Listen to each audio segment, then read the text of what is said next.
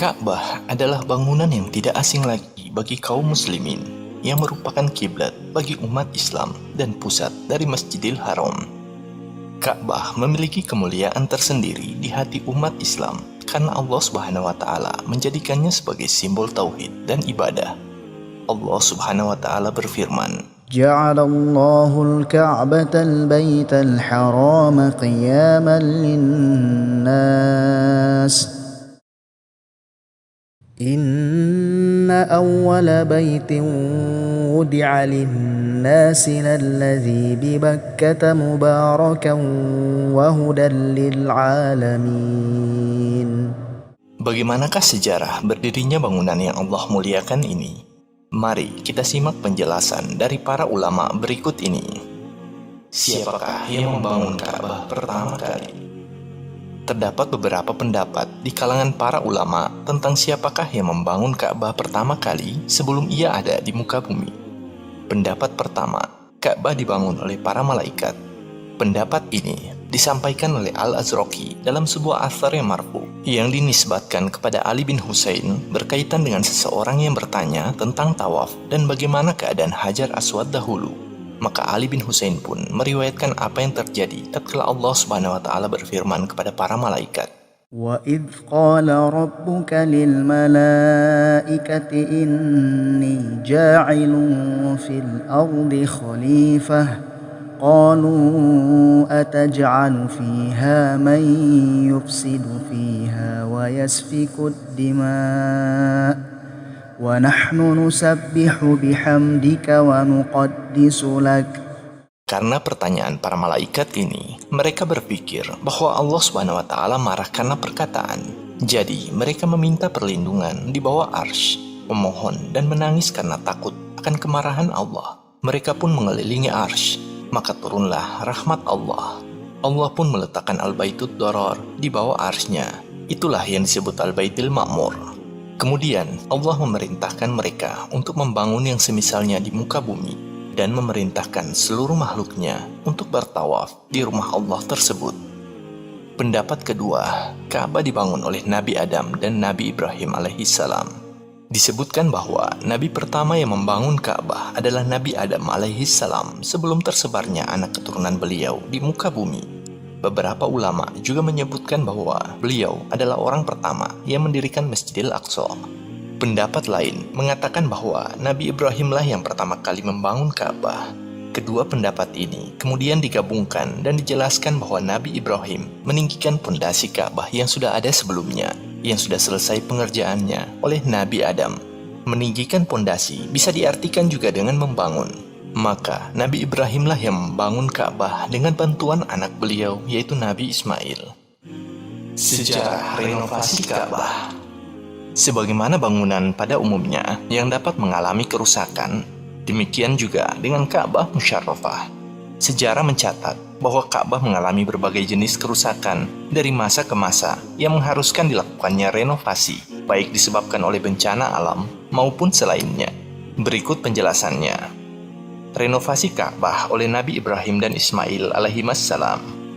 Jika merujuk pada pendapat sebelumnya yang mengatakan bahwa Ka'bah pertama kali dibangun oleh para malaikat atau Nabi Adam setelahnya, maka ketika Nabi Ibrahim alaihissalam dan anak beliau Ismail alaihissalam meninggikan bangunan Ka'bah dimulai dari pondasinya adalah proses renovasi pertama terhadap bangunan Ka'bah. Allah Subhanahu wa taala berfirman, وَإِذْ يَرْفَعُ إِبْرَاهِيمُ الْقَوَاعِدَ مِنَ الْبَيْتِ وَإِسْمَاعِيلُ رَبَّنَا تَقَبَّلْ مِنَّا إِنَّكَ أَنْتَ السَّمِيعُ الْعَلِيمُ.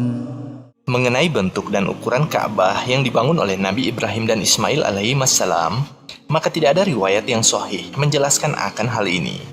Akan tetapi, para ahli sejarah memperkirakan bahwa bentuk Ka'bah tatkala pertama kali dibangun oleh Nabi Ibrahim adalah bentuk Ka'bah sebelum dipugar oleh kaum Quraisy, yaitu berupa susunan batu tanpa ada semacam semen yang melengketkan susunan batu-batu tersebut. Al-Hijr masuk ke dalam bangunan Ka'bah. Ka'bah tersebut tidak memiliki atap, dan pintu Ka'bah ada dua, yaitu pintu masuk dan pintu keluar. Renovasi Ka'bah di zaman kabilah Amalik dan Jurhum. Di masa dua suku besar yaitu Amalik dan Jurhum tinggal di Mekah dan sekitarnya, terjadi beberapa kali banjir bandang yang menyebabkan rusaknya bangunan Ka'bah. Terlebih lagi, secara geografis, Mekah terletak tepat di tengah cekungan, dikelilingi gunung-gunung yang melingkar di sekitarnya. Maka ketika turunnya hujan, dikala itu air langsung masuk menggenangi kompleks Masjidil Haram dan merobohkan beberapa bagian dinding Ka'bah. Hal inilah yang mengharuskan kabilah Amalik dan Jurhum melakukan renovasi berkali-kali setiap kali terjadi banjir di Mekah. Renovasi Ka'bah oleh kaum Quraisy.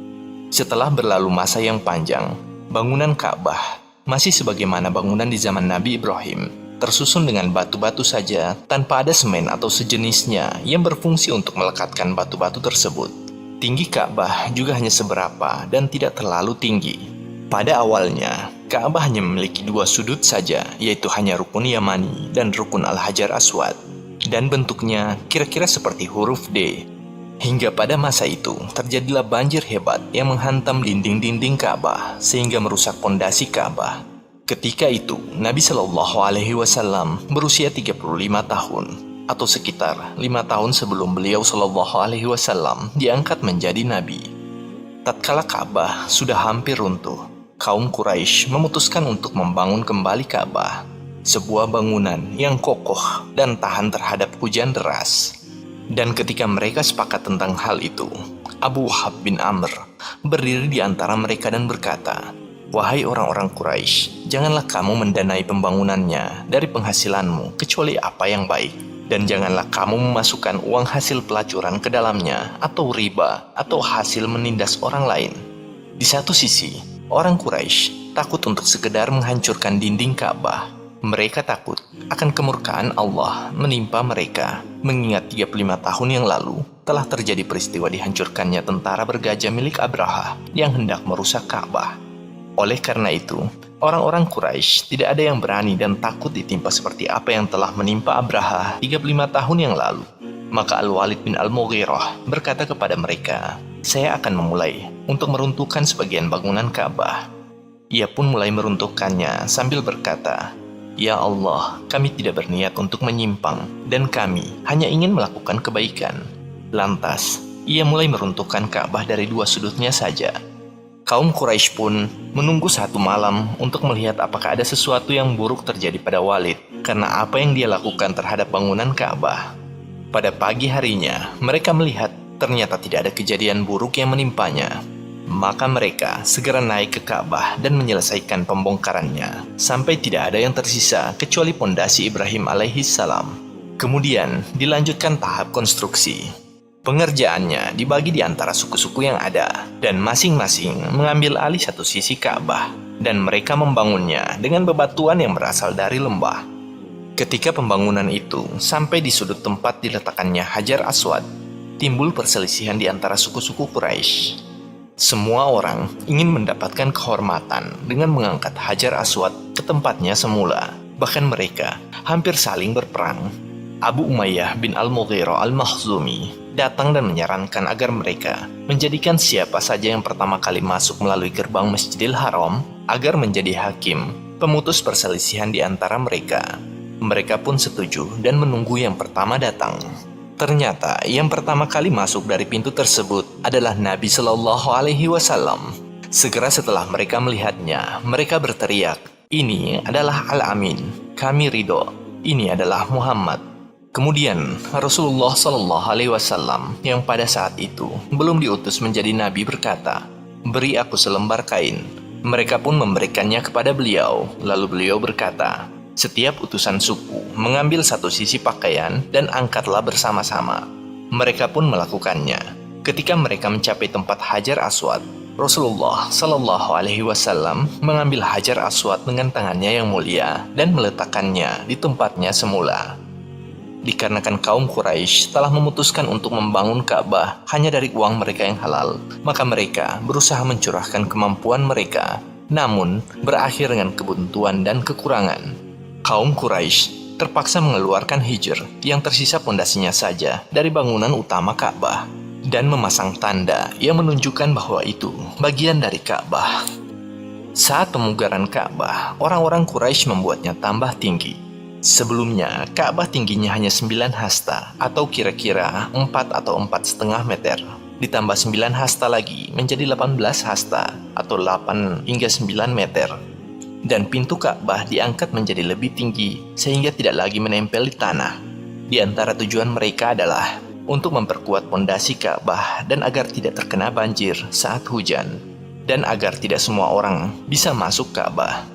Bagi yang ingin masuk Ka'bah harus minta izin terlebih dahulu kepada orang-orang Quraisy. Aisyah radhiyallahu anha pernah menanyakan hal ini kepada Nabi Shallallahu Alaihi Wasallam.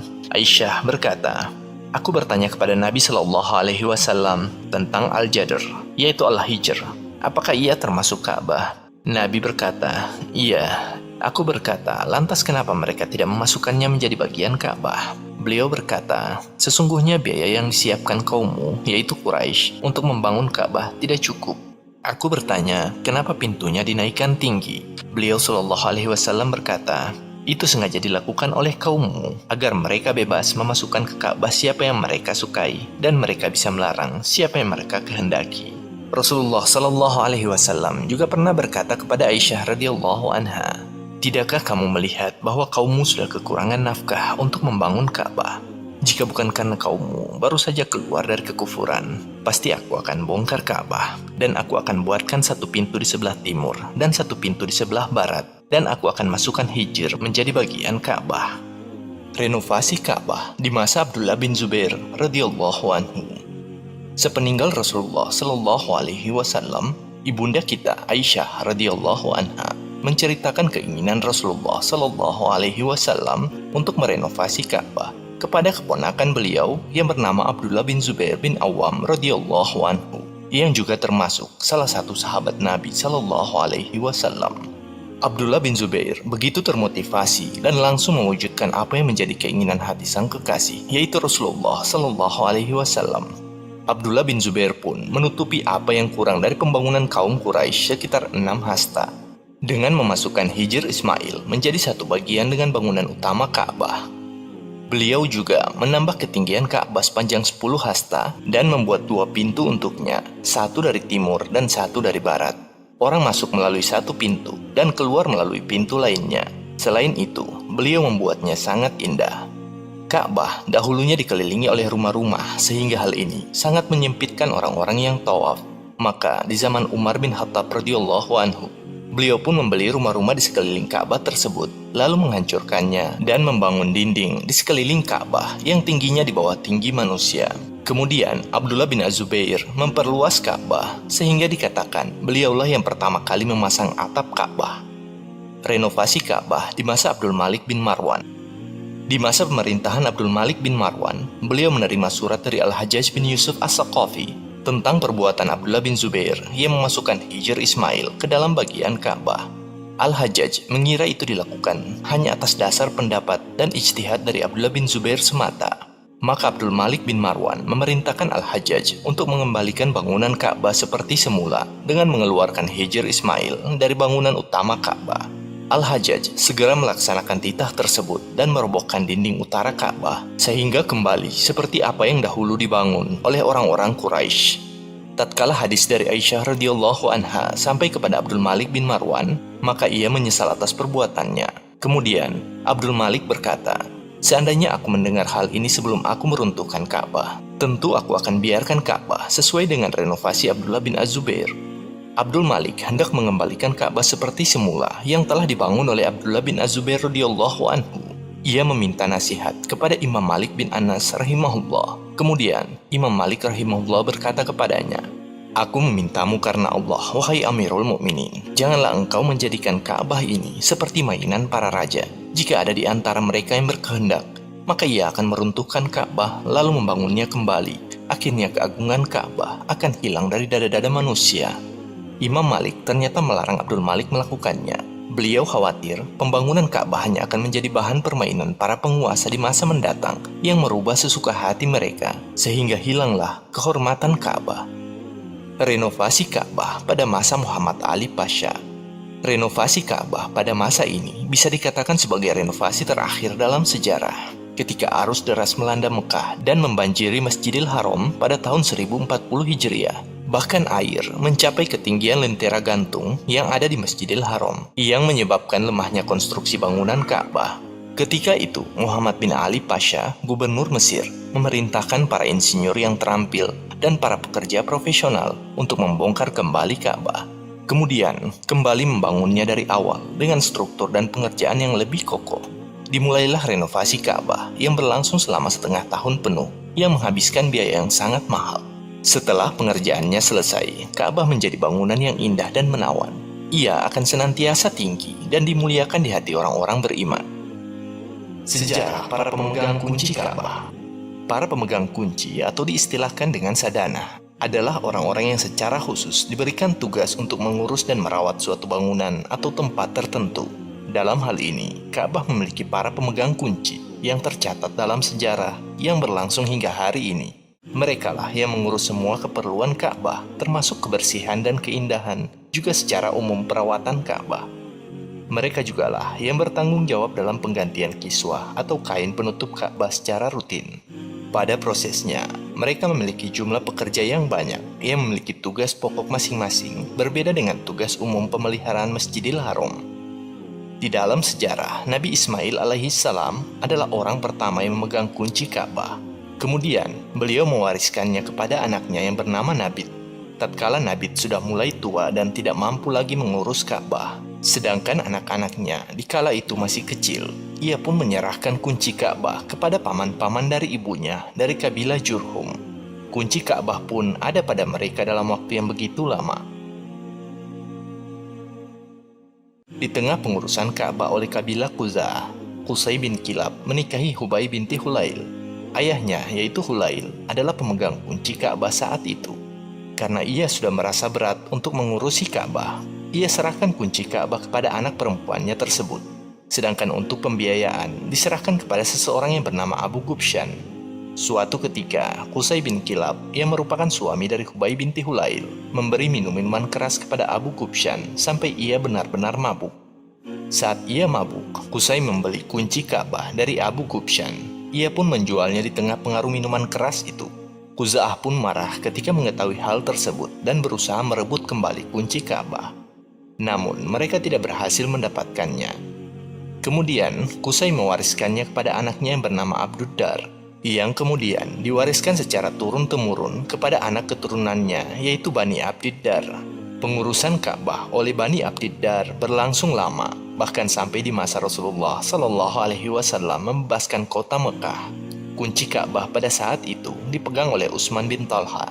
Setelah Rasulullah SAW membuka pintu Ka'bah, beliau kembali menyerahkan kuncinya pada Utsman bin Talha. Setelah itu, ia mewariskannya kepada anaknya Syaibah, pemegang kunci Ka'bah pada masa sekarang. Sampai saat ini, Bani Syaibah masih dipercaya memegang kunci Ka'bah, dan itu diwariskan secara turun-temurun dari generasi ke generasi. Kunci Ka'bah diwariskan kepada anak-anak laki-laki mereka, walaupun mereka tidak mempersyaratkan kunci diserahkan hanya kepada keturunan mereka yang laki-laki saja. Tidak seperti para pendahulu mereka, karena penentuan pemegang kunci Ka'bah yang menjadi acuan dipilih berdasarkan usia. Bani Syaibah di masa sekarang diamanahi untuk benar-benar merawat Ka'bah dan memperhatikan berbagai keperluannya. Mereka biasanya membuka pintu Ka'bah 2 kali dalam setahun, dalam rangka membersihkan dan memberikannya wewangian. Kunci Ka'bah sendiri terbuat dari besi, memiliki panjang 35 cm yang berganti-ganti dari zaman ke zaman, disesuaikan dengan berbagai macam pembaharuan yang dikerjakan pada pintu Ka'bah tersebut. Kiswah atau penutup Ka'bah, walaupun sudah ada pabrik yang dikhususkan untuk membuatnya, namun pemasangannya perlu koordinasi dengan pemegang kunci Ka'bah sebagai pihak yang akan membuka pintu Ka'bah secara khusus untuk mereka. Karena tugas mulia inilah, Bani Syaibah memiliki kedudukan tersendiri di tatanan masyarakat. Pemerintah Saudi Arabia secara khusus memberikan anggaran kepada keluarga Syaibah atau Bani Syaibah sebanyak 60.000 real setiap tahun sebelum waktu penggantian kiswah. Jumlah tersebut dipergunakan untuk membeli minyak wangi yang mewah untuk Ka'bah, yang baunya tidak hilang walaupun dicuci dan dibersihkan berkali-kali. Sebagaimana Allah memuliakan Ka'bah, Allah pula memuliakan orang-orang yang menjadi pemegang kunci Ka'bah. Hancurnya Ka'bah di akhir zaman. Penghancuran Ka'bah di akhir zaman berhubungan erat dengan tanda-tanda dekatnya hari kiamat yang sudah diramalkan oleh utusan Allah, manusia paling percaya di muka bumi, yaitu Rasulullah Sallallahu Alaihi Wasallam, melalui hadis-hadis beliau. Di antaranya dari Abu Hurairah radhiyallahu anhu, ia berkata, Rasulullah Sallallahu Alaihi Wasallam bersabda, akan ada seseorang yang berbetis kecil dari Habasyah yang akan menghancurkan Ka'bah. Dari Abdullah bin Abbas radhiyallahu anhuma, ia berkata, Rasulullah Sallallahu Alaihi Wasallam bersabda, seolah aku melihatnya dalam keadaan berjauhan kedua betisnya dan berkulit hitam. Ia merobohkan Ka'bah batu demi batu. Rasulullah Sallallahu Alaihi Wasallam bersabda, akan ada seseorang yang dibaiat antara rukun dan maqam Ibrahim. Tidak akan ada yang menghalalkan Baitullah kecuali penduduknya. Maka jika mereka menghalalkannya, jangan lagi ditanya tentang celakanya bangsa Arab. Kemudian akan datang orang-orang Habasyah yang benar-benar merobohkan Baitullah. Maka tidak akan ada yang memakmurkannya setelahnya selamanya. Merekalah yang akan mengeluarkan harta terpendam darinya. Masa di mana peristiwa ini akan terjadi, para ulama berbeda pendapat dengan pandangan yang beragam. Pendapat pertama mengatakan bahwa itu terjadi di masa Nabi Isa setelah beliau diturunkan kembali ke muka bumi. Pendapat kedua mengatakan akan terjadi di masa Nabi Isa setelah Allah membinasakan Ya'juj wa Ma'juj. Pendapat ketiga mengatakan kejadian ini akan terjadi setelah keluarnya Dajjal dan turunnya Nabi Isa. Pendapat keempat mengatakan bahwa peristiwa ini terjadi setelah keluarnya Dabbah, yaitu makhluk melata yang berbicara kepada manusia. Pendapat kelima mengatakan terjadinya setelah semua tanda kiamat terjadi, dekat dengan hari kiamat di mana orang sudah tidak lagi berhaji. Pendapat keenam mengatakan bahwa itu terjadi setelah kematian Nabi Isa alaihi salam. Wallahu a'lam bishawab. Hanya Allah yang mengetahui pasti kapan peristiwa itu akan terjadi. Dari semua pembahasan berkaitan dengan Ka'bah, kita bisa memahami bahwa Ka'bah adalah bangunan di antara bangunan-bangunan yang Allah takdirkan berdiri di muka bumi yang Allah muliakan. Dan Allah berhak memuliakan apa saja yang Ia kehendaki. Maka, kita sebagai hambanya yang beriman, berkewajiban pula untuk memuliakannya sebagaimana Allah memuliakannya.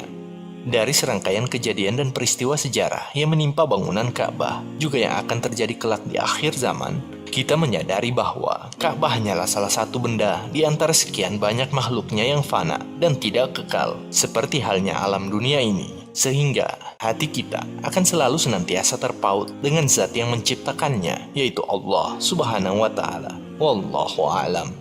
فليعبدوا رب هذا البيت الذي أطعمهم من جوع وآمنهم من خوف